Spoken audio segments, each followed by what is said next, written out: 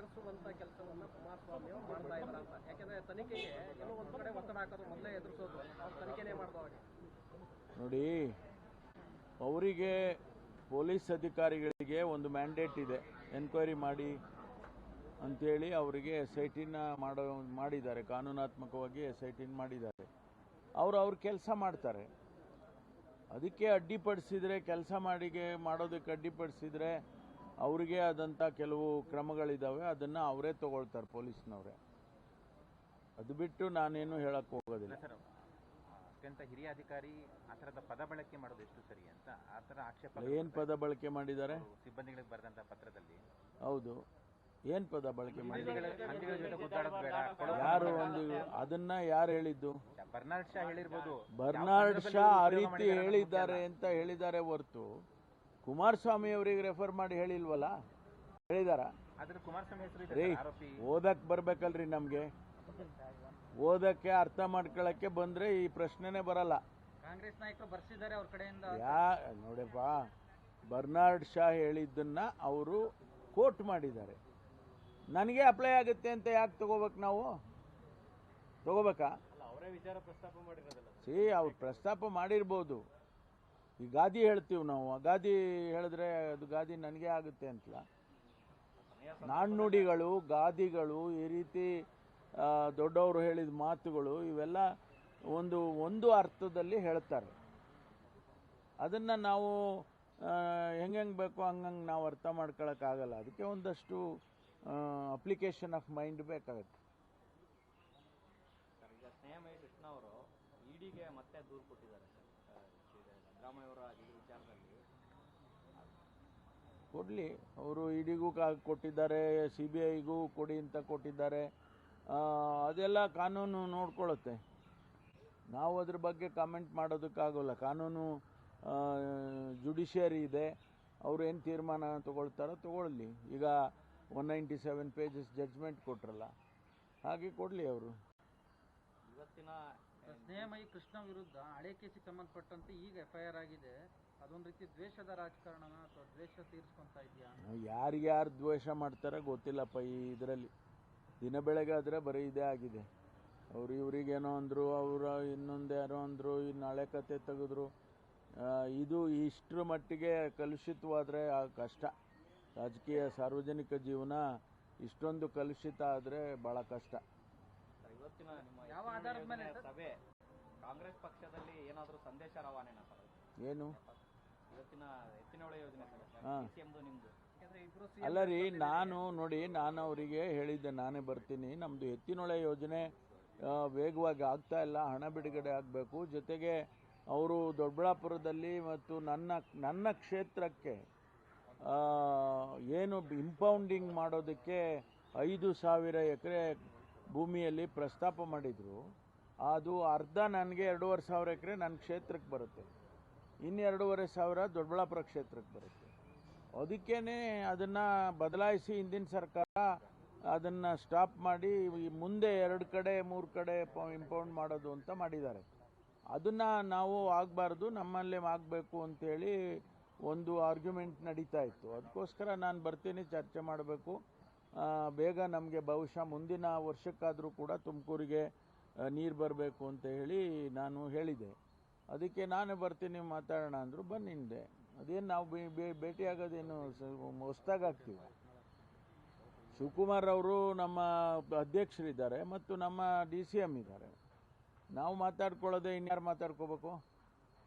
ಹಾಂ, ಎಲ್ಲ ಆಯ್ತಪ್ಪ, ಯಾವ್ದು ಏನಾರಾಗಲಿ ನಾವು ಮಾತಾಡ್ಕೊಳ್ಳೋದೇ, ಯಾರು ಮಾತಾಡ್ಕೋಬೇಕು? ನಮ್ಮ ಸಮಸ್ಯೆಗಳ ಬಗ್ಗೆ ನಾವೇ ಚರ್ಚೆ ಮಾಡಬೇಕು. ಆ ರೀತಿ ಎಲ್ಲ ಅದನ್ನ ಆ ದೃಷ್ಟಿಕೋನದಿಂದ ನೋಡೋದು ಬೇಕಾಗಿಲ್ಲ. ನಾವು ನಮ್ಮ ಕೆಲಸ ಕಾರ್ಯಗಳಾಗಬೇಕಾಗುತ್ತೆ. ಅದಕ್ಕೋಸ್ಕರ ಅವರು ಒಂದು ಎಕ್ಸ್ಪ್ರೆಸ್ ಕೆನಾಲ್ ಅಂತೇಳಿ ಗುಬ್ಬಿಯಿಂದ ಕುಣಿಗಲ್ಲಿಗೆ ಮಾಡೋಕ್ಕೆ ಅಪ್ರೂವ್ ಆಗಿದೆ. ಅದನ್ನು ಕೆಲಸ ಪ್ರಾರಂಭ ಮಾಡುವಾಗ ಅಲ್ಲಿ ಎಲ್ಲ ಬಂದು ತಡೆದಿದ್ರು. ಅದ್ರ ಬಗ್ಗೆನೂ ಚರ್ಚೆ ಮಾಡಿದ್ವಿ. ಅದಕ್ಕೆ ಅವರೇ ನೀರಾವರಿ ಸಚಿವರೇ ಒಂದು ಸಮಿತಿ ಮಾಡಿದ್ದಾರೆ, ಟೆಕ್ನಿಕಲ್ ಕಮಿಟಿಗೆ. ಅವರು ವರದಿ ಕೊಟ್ಟ ಮೇಲೆ ಮುಂದುವರಿಯುತ್ತವೆ. ಇದೆಲ್ಲ ಇರುತ್ತೆ. ಇದನ್ನು ನೀವು ಬೇರೆ ಬೇರೆ ಅರ್ಥ ಕಲ್ಪಿಸೋದ್ರಲ್ಲಿ ಏನು ಉಪಯೋಗ ಇಲ್ಲ. ಯತ್ನಾಳ್ ಈಗ ಸರ್ಕಾರ ಬೀಳ್ಸಕ್ಕೆಲ್ಲ ಒಂದು ಟೀಮ್ ರೆಡಿ ಆಗಿದೆ, ನಮ್ಮದೇ ನಾಯಕರು ರೆಡಿ ಆಗಿದ್ದಾರೆ, 1,000 ಕೋಟಿ ಮಾಡ್ಕೊಂಡಿದ್ದಾರೆ. ಗೊತ್ತಿಲ್ಲಪ್ಪ ನನಗೆ, 1,000 ಕೋಟಿ ನಾವು ನೋಡೇ ಇಲ್ಲ. ಅದೇನು ಅವ್ರನ್ನೇ ಕೇಳ್ಬೇಕು ನೀವು. ಅಲ್ಲ ಸರ್, ಆ ಥರದ ನೀವು ಅಸ್ಥಿರ ಆಗ್ತಾ ಇದೆ ಸರ್ಕಾರ ಸಿದ್ದರಾಮಯ್ಯ ಅವ್ರ ಮೇಲೆ ದ್ವೇಷ ಸಾಧಿಸೋ ಮೂಲಕ ಅಂತ ಆರೋಪ ಮಾಡ್ತಾ ಇದ್ರಿ. ಇದರ ಪ್ರಯತ್ನ ನೋಡಿ, ಯಾರು ಇದನ್ನು ಹೇಳಿದವ್ರು ಯಾರು? ಯತ್ನಾಳ್ ಅವರು. ನೀವು ಆರೋಪ ಮಾಡ್ತಾ ಇದ್ರಿ ಬಿಜೆಪಿ ಕಡೆಯಿಂದ ಅಸ್ಥಿರ ಆಗ್ತಾ ಇದೆ ಸರ್ಕಾರನ ಬೀಳ್ಸುವಂತ ಕೆಲಸ. ಗೊತ್ತಿಲ್ಲ ನನಗೆ ಯಾರು ಅದನ್ನು 1,000 ಕೋಟಿ ಯಾರು ಮಾಡಿ ಇಟ್ಕೊಂಡಿದ್ದಾರೆ ನನಗೆ ಗೊತ್ತಿಲ್ಲ. ಅದು ಸರ್ಕಾರ ಅಸ್ಥಿರ ಮಾಡೋದಕ್ಕೆ 1,000 ಕೋಟಿ ರೂಪಾಯಿ ಮೊಬಿಲೈಸ್ ಮಾಡೋದು ಯಾರು ಮಾಡಿದ್ದಾರೆ ಅಂತ ಗೊತ್ತಿಲ್ಲ. ಯತ್ನಾಳ್ನೇ ಕೇಳಬೇಕು, ಎಲ್ಲಿಟ್ಟವ್ರ ದುಡ್ಡ ಅಂತ. ಸರ್, ಈಗ ಮುಡಾ ಪ್ರಕರಣದಲ್ಲಿ ತನಿಖೆ 1,000 ಕೋಟಿ ಎಲ್ಲಿಟ್ಟವ್ರು ಅಂತ ತನಿಖೆ ಆಗಬೇಕಾಗುತ್ತೆ. ಅಲ್ಲ, ಅಂತ ಗಂಭೀರ ಆರೋಪಗಳು ಮಾಡಿದಾಗ ಸರ್ ಸುಮೋಟ ಕೇಸನ್ನ ದಾಖಲಿಸ್ಕೊಂಡು ತನಿಖೆ ಏನಾದ್ರು ಮಾಡ್ತೀರಾ? ನೋಡ್ತೀವಿ, ಅದನ್ನು ವಿಚಾರ ಮಾಡ್ತೀವಿ. ಆ ಸಂದರ್ಭ ಬಂತು ಅಂದರೆ ಅದನ್ನು ಮಾಡಲೇಬೇಕಾಗ್ತದೆ. ಮುಡಾ ಪ್ರಕರಣದಲ್ಲಿ ತನಿಖೆ ತೀವ್ರ ಆಗ್ತಿದೆ ಸರ್. ಸಿಬಿಐಗೂ ತನಿಖೆ ಮಾಡಿ ಅಂತ ಅವ್ರು ಕೋರಿದ್ದಾರೆ ಹೈಕೋರ್ಟ್ನಲ್ಲಿ, ಸ್ನೇಹಮಯಿ ಕೃಷ್ಣ. ಸಿಬಿಐ ಎಂಟ್ರಿ ಆದರೆ ಸರ್ ಮತ್ತೆ ಇಕ್ಕಟ್ಟು ಜಾಸ್ತಿ ಆಗುತ್ತಲ್ಲ, ಹೇಗೆ? ನೋಡೋಣ, ಅವ್ರ ತೀರ್ಮಾನ ಏನು ಮಾಡ್ತಾರೆ ಅಂತ ಬರಲಿ. ತೀರ್ಮಾನ ಬಂದ ಮೇಲೆ ತಾನೇ ಅದು ಯೋಚನೆ ಮಾಡಬೇಕು. ಈಗ ನಿಮ್ಮ ಮುಕ್ತ ಸಮ್ಮತ ವಾಪಸ್ ತಗೊಂಡಿದ್ದೀರಲ್ಲ, ಕೋರ್ಟ್ ನಿರ್ದೇಶನ ಕೊಟ್ಟರೆ ನಿಮ್ಮ ತನಿಖೆಗೆ ಅವಕಾಶ ಕೊಡಬೇಕಾಗುತ್ತೆ ಸಿಬಿಐಗೆ ಅಲ್ವಾ? ಕೋರ್ಟು ಕೊಡಬೇಕಾದ್ರೆ ಅದನ್ನು ನೋಡೇ ಕೊಡ್ತಾರಲ್ವ.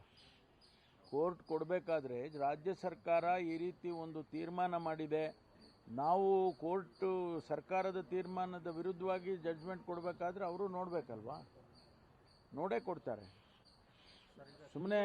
ಸುಮ್ಮನೆ ಅವರು ಡೈರೆಕ್ಷನ್ಸ್ ಕೊಡೋಕ್ಕೆ ಬರೋದಿಲ್ಲ. ಸರ್ಕಾರ ಈಗಾಗಲೇ ಅನೇಕ ರಾಜ್ಯಗಳು ಆ ರೀತಿ ತೀರ್ಮಾನ ತೊಗೊಂಡಿದ್ದಾವೆ. ಬರೀ ನಾವೊಬ್ಬರೇ ಅಲ್ಲ, ಬೇರೆ ಬೇರೆ ರಾಜ್ಯಗಳಲ್ಲೂ ಕೂಡ ಆ ರೀತಿ ವ್ಯವಸ್ಥೆ ಇದೆ. ಅಂದರೆ ರಾಜ್ಯ ಸರ್ಕಾರಗಳನ್ನು ಕೇಳದೆ CBIನವ್ರು ಎಂಟರ್ ಆಗೋಕ್ಕೆ ಸಾಧ್ಯ ಇಲ್ಲ. ಬೇರೆ ಬೇರೆ ರಾಜ್ಯದಲ್ಲೂ ಕೂಡ ಮಾಡಿದ್ದಾರೆ. ನಮ್ಮ ರಾಜ್ಯದಲ್ಲಿ ನಾವು ಮಾಡಿದ್ವಿ. ಇದೇನು ನಮ್ಮ ರಾಜ್ಯದಲ್ಲಿ ಹೊಸದಾಗಿ ಮಾಡಿಲ್ಲ, ನಾವು ಹಿಂದೆ 2-3 ಸಾರಿ ಆಗಿದೆ ಇಲ್ಲಿ. ಅದರಿಂದ ನಾವು ಹಿಂದೆ ಇದ್ದದ್ದನ್ನು ಬದಲಾಯಿಸಿ ನಾವು ಹೌದಪ್ಪ ಸರ್ಕಾರನ ಕೇಳ್ಕೊಂಡು ಮಾಡಬೇಕು ನೀವು ಅಂತೇಳಿ ಹೇಳಿದ್ದೇವೆ. ಕೋರ್ಟ್ ಅದನ್ನು ಕಾಗ್ನಿಷನ್ಸಿಗೆ ತಗೊಳುತ್ತೆ. ಈಗ CM ಜಾತಿ ಗಣತಿ ವರದಿನ ಜಾರಿ ಮಾಡ್ತೀನಿ ಅಂತ ಹೇಳಿದ್ದಾರೆ. ಬೆಳಗಾವಿ ಸೆಷನಲ್ಲಿ ಏನಾದರೂ ಟೇಬಲ್ ಮಾಡ್ತೀರಾ ಸರ್? ಗೊತ್ತಿಲ್ಲ ನನಗೆ, ಅದ್ರ ಬಗ್ಗೆ ನಾವು ಕ್ಯಾಬಿನೆಟಲ್ಲಿ ಚರ್ಚೆ ಮಾಡ್ತೀವಿ. ಹೇಳಿದಾರಲ್ಲ ಕ್ಯಾಬಿನೆಟ್ ಬರಲೇ ಇಲ್ಲ ಸರ್ ಇಲ್ಲಿವರೆಗೂ. ತರ್ತೀವಿ ಅಂತ ಹೇಳಿದ್ದಾರೆ CM. ಜಿಗ್ನಿಯಲ್ಲಿ ಸರ್ 4 ಬಾಂಗ್ಲಾ ಪ್ರಜೆಗಳು ಅರೆಸ್ಟ್ ಆಗಿದ್ದಾರೆ. ಅದರಲ್ಲಿ ಒಬ್ಬರು ಪಾಕಿಸ್ತಾನದವರು ಅನ್ನೋದು ಗೊತ್ತಾಗಿದೆ ಸರ್. 2018ರಿಂದನೂ ಬೆಂಗಳೂರಲ್ಲಿದ್ದರು ಅಂತ ಸರ್. ಅವರು ನನಗೆ ಬಂದಿರೋ ಮಾಹಿತಿ ಪ್ರಕಾರ ಅವರು 10 ವರ್ಷದಿಂದ ಇಂಡಿಯಾ ದೇಶದಲ್ಲಿ ಇದ್ದರು ಅಂತ, ಇಂಡಿಯಾನಲ್ಲಿದ್ದರು. ಅವರು ಬೆಂಗಳೂರಿಗೆ ಬಂದು 1 ವರ್ಷ ಆಗಿದೆ. ಅವರು 3 ಜನನೋ 4 ಜನನೋ ಕಸ್ಟಡಿಗೆ ತೊಗೊಂಡಿದ್ದಾರೆ. ಈಗ ಅವರನ್ನೇ ಇನ್ವೆಸ್ಟಿಗೇಷನ್ ಮಾಡ್ತಾರೆ. ಅವ್ರನ್ನ ಯಾತಕ್ಕೆ ಬಂದಿದ್ದರು, ಹೆಂಗೆ ಬಂದರು, 1 ವರ್ಷದಿಂದ ಬೆಂಗಳೂರಿಗೆ ಬಂದರು. ಒಂದು ವೇಳೆ ಅವರು ಗೊತ್ತಿಲ್ಲ ನನಗೆ ಡೆಫಿನೆಟ್ ಇನ್ಫಾರ್ಮೇಷನ್, 10 ವರ್ಷದಿಂದ ಇದ್ದರು ಅಂತ ಒಂದು ಇನ್ಫಾರ್ಮೇಷನ್ನು. ಒಂದು ವೇಳೆ 10 ವರ್ಷದಿಂದ ಇರೋದೇ ಸತ್ಯ ಆಗಿದ್ದರೆ 10 ವರ್ಷದಿಂದ ಯಾಕೆ ಅವರು ಯಾರೂ ಕೂಡ ಇಂಟೆಲಿಜೆನ್ಸ್ ಏಜೆನ್ಸಿಯಲ್ಲೂ ಕೂಡ ಅವ್ರನ್ನ ಇದು ಮಾಡಲಿಲ್ಲ ಅಂತ. ಅವರು ಎಲ್ಲಿವರೆಗೆ ಹೋಗಿದ್ದಾರೆ ಅಂದರೆ ಪಾಸ್ಪೋರ್ಟನ್ನು ಮಾಡ್ಕೊಳ್ಳೋವರೆಗೂ ಹೋಗಿದ್ದಾರೆ. ಆಧಾರ್ ಕಾರ್ಡ್ ಕೂಡ ಇದೆ ಅಂತ. ಪಾಸ್ಪೋರ್ಟೇ ಅಂದರೆ ಇನ್ನು ಆಧಾರದ ಎಷ್ಟೊತ್ತು. ಪಾಸ್ಪೋರ್ಟು ಭಾಳ ಸ್ಕ್ರೂಟಿನಿ ಮಾಡಿ ಮಾಡಿಕೊಡ್ತಾರೆ. ಅಂಥದ್ರಲ್ಲಿ ಪಾಸ್ಪೋರ್ಟೇ ಮಾಡ್ಕೊಂಡಿದ್ದಾರಂತೆ. ಆಮೇಲೆ ಆಧಾರ್ ಕಾರ್ಡ್ಗಳು, ಏನೇನು ಕಾರ್ಡು, ಆಮೇಲೆ ಹೆಸರುಗಳು ಬದಲಾಯಿಸ್ಕೊಂಡಿದ್ದಾರೆ. ರೆಸ್ಟೋರೆಂಟೋ ಏನೋ ನಡೆಸ್ತಾ ಇದ್ದಾರೆ ಅಂತ, ನಾವು ನಡೆಸ್ತಿದ್ರು ಅಂತ ಹೇಳಿದ್ದಾರೆ.